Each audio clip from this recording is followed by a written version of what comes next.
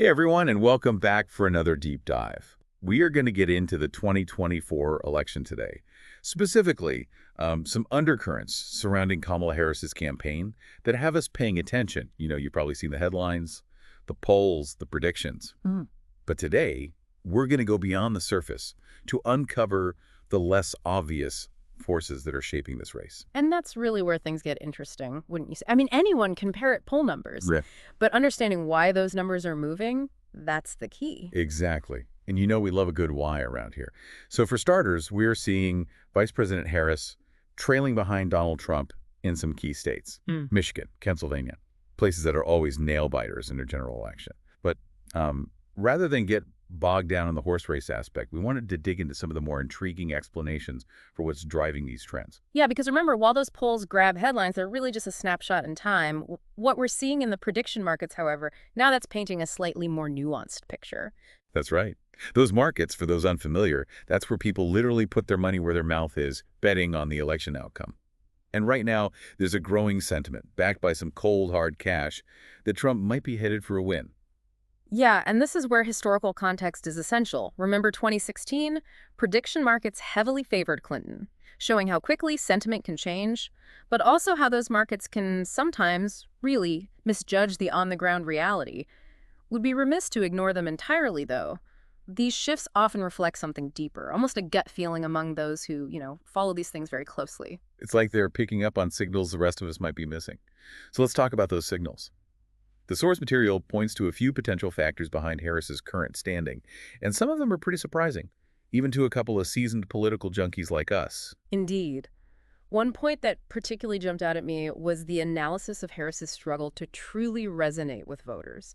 And this is despite receiving, ample media attention. It's not just about policy positions. It's about that intangible quality, that connection that makes someone seem relatable, trustworthy, presidential. Right, and it's a challenge that even seasoned politicians grapple with, right?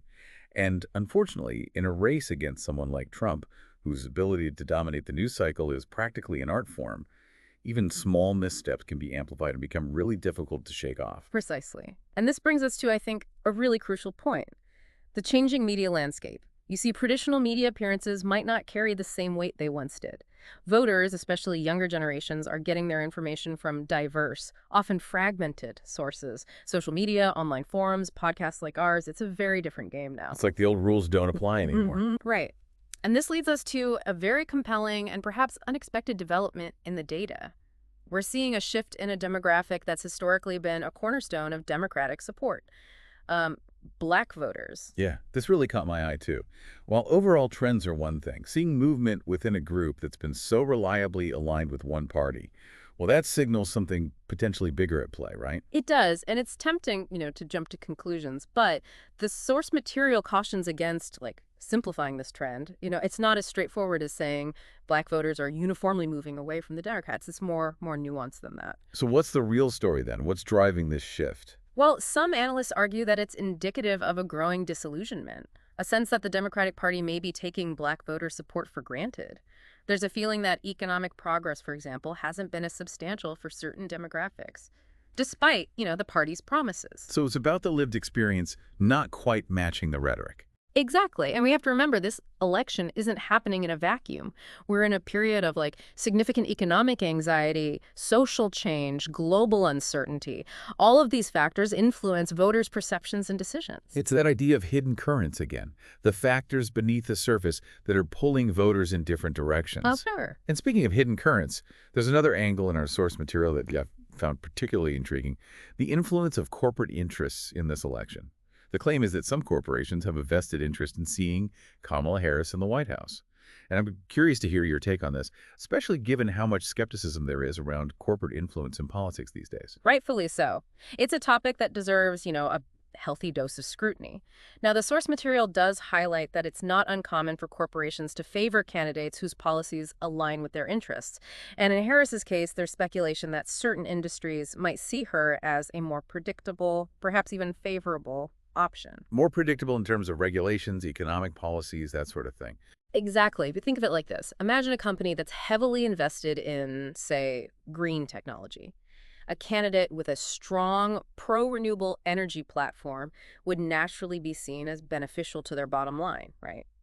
Makes sense. So when we talk about corporations potentially favoring Harris, are there specific industries or policies being mentioned? The source material does mention BlackRock specifically, which has sparked a conversation about the role of big finance in this election. Now, it's essential to approach this claim with a critical eye. We need Hmm. to ask, what evidence supports this? Is it based on concrete actions or campaign contributions, or is it more about perceived alignments and potential benefits down the road? These are crucial questions to consider. It's like trying to predict the weather, right? Mhm. So many variables swirling around. And even the experts can only offer, educated guesses. Precisely. And that's why it's so crucial to go beyond those surface level predictions, to really understand the complexities, the nuances, the hidden currents that are often driving those more visible trends. Which is exactly what we aim to do here at the Deep Dive. Oh. So as we start to wrap up our exploration of Kamala Harris's 2024 prospects and the forces at play, what would you say are the key takeaways, the nuggets of insight our listeners should carry with them? Well, if there's one thing I hope we've conveyed, it's that elections are rarely as predictable, as straightforward, as those horse race headlines might suggest. We're talking about complex systems, with voters making decisions based on a whole constellation of personal experiences, beliefs, anxieties. It's about so much more than just party affiliation or policy stances these days. Absolutely. And I think this deep dive has highlighted that particularly well. You know, with the discussion around shifting demographics, corporate influence, the changing media landscape, these are all factors that defy easy categorization, that require us to think critically and resist simplistic narrative. To look beyond the surface, to question our assumptions, and to embrace the fact that there's always more to learn. Exactly. Okay. And perhaps, most importantly, to engage in these conversations with a healthy dose of curiosity, skepticism, and a willingness to consider different perspectives. That's how we become more informed citizens, Yeah. more discerning consumers of information, and ultimately, more active participants in shaping our political landscape. Beautifully put. So to our listeners out there, we're curious to hear your take on all of this. What hidden currents do you think are shaping this election? What stories are capturing your attention? Head over to our social media channels and let us know. And as always, thank you for joining us on this deep dive. Until next time, stay curious.